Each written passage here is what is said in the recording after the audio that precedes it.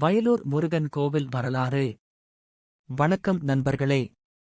இந்த உலகத்தில் எத்தனை கோவில்கள் இருந்தாலும் சில தலங்கள் மட்டும்தான் நம்ம வாழ்க்கையை மாற்றும் சக்தி கொண்டவை. அப்படி ஒரு தலம்தான் திருச்சிக்கு அருகே அமைந்துள்ள அருள்மிகு வயலூர் முருகன் திருக்கோவில். வயலூர் முருகன் கோவில் இது ஒரு கோவில் மட்டுமல்ல, இது ஒரு ஆன்மீக மாற்றத்தின் மையம். இங்கேதான் ஒரு மனிதன் சாமியாராக மாறினார், ஒரு கவிஞன் ஞானியாக மாறினார், ஒரு பாவி பக்தராக மாறினார். அந்த மனிதர் யார் தெரியுமா? அருணகிரிநாதர். வயல் என்றால் நெற்பயிர், ஊர் என்றால் கிராமம். அதனால் வயலூர் வயல்களால் சூழப்பட்ட ஊர். நீங்கள் காலையில் இந்த ஊருக்கு வந்தால் பச்சை நிறம் உங்கள் கண்களை நிரப்பும். காற்றில் ஒரு புது மணம் இருக்கும். பறவைகளின் சத்தம் மனதை அமைதிப்படுத்தும். இந்த இயற்கை அமைதிதான் இந்த கோவிலின் ஆன்மீக சக்தியை அதிகரிக்கிறது. முன்னோர்கள் ஏன் இந்த இடத்தில் கோவில் கட்டினார்கள் தெரியுமா? இயற்கை, ஆன்மீகம், மனசுத்தி. இந்த கோவில் சுமார் 1200 ஆண்டுகளுக்கு முன்பு கட்டப்பட்டது. அந்த காலம் சோழர் வம்சம். சோழர்கள் யார்? பெரிய கட்டிட கலைஞர்கள், சிவன் முருக பக்தர்கள். அவர்கள் கட்டிய கோவில்கள் ஆன்மீக சக்தி மையங்கள். இந்த கோவில் கட்டுமானத்தில் கற்கள் மட்டும் இல்லை, மந்திர சக்தி உள்ளது என்று நம்பப்படுகிறது. பின்னர் இந்த கோவிலை புதுப்பித்து உலகிற்கு எடுத்துச் சென்றவர் கிருபானந்த வாரியார். அவரால்தான் இன்று வயலூர் உலகம் முழுக்க அறியப்படுகிறது. ஒரு நாள் இந்த இடம் வெறும் காடு, மனிதர்கள் குறைவாக இருந்த காலம். அப்போது முருகன் தன் வேல் கொண்டு நிலத்தைத் தாக்கினார்.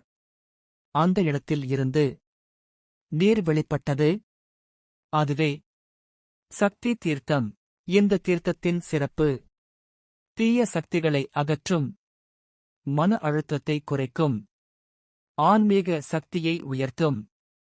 இன்றும் பக்தர்கள் இங்கே நீராடி வாழ்க்கையில் மாற்றம் கண்டதாக கூறுகிறார்கள். இப்போது இந்த தலத்தின் இதயம் அருணகிரிநாதர். அவர் ஆரம்ப வாழ்க்கை இன்பத்தில் மூழ்கிய வாழ்க்கை. பணம் வீணாக்குதல், உடல் நலம் குன்றியது. ஒரு கட்டத்தில் அவர் வாழவே விருப்பமில்லாமல் போனார். அவர் என்ன செய்தார் தெரியுமா? கோபுரம் ஏறி குதிக்க முயன்றார். அந்த நேரத்தில் முருகன் தோன்றினார். இதுதான் உன் வாழ்க்கையா? அவர் உயிரைக் காப்பாற்றி ஒரு புதிய பாதையை காட்டினார். வயலூருக்கு வா. அங்கே முருகன் அருளால் அவர் பாட ஆரம்பித்தார். அந்த பாடல்கள்தான் திருப்புகள். இந்த கோவில் ஒரு தனி அமைப்பு கொண்டது. முதலில் ஆதிநாதர், சிவன், பிறகுதான் முருகன் சன்னதி. இது என்ன சொல்லுகிறது தெரியுமா? சிவன் வழி முருகன், முருகன் வள்ளி தெய்வானை இருவருடன் அருள் பாலிக்கிறார்.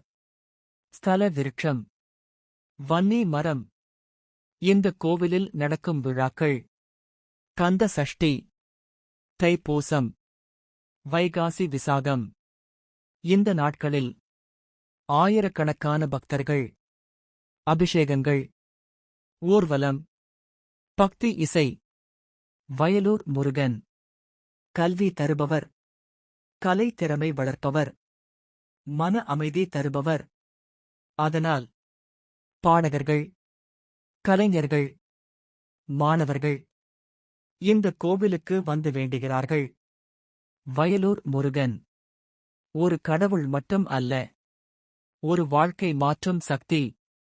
நீங்கள் ஒரு தடவை இங்கே வந்தால் உங்கள் மனம் மாறும். வேற்றுவேல் முருகன் குக்கு ஹரஹரா.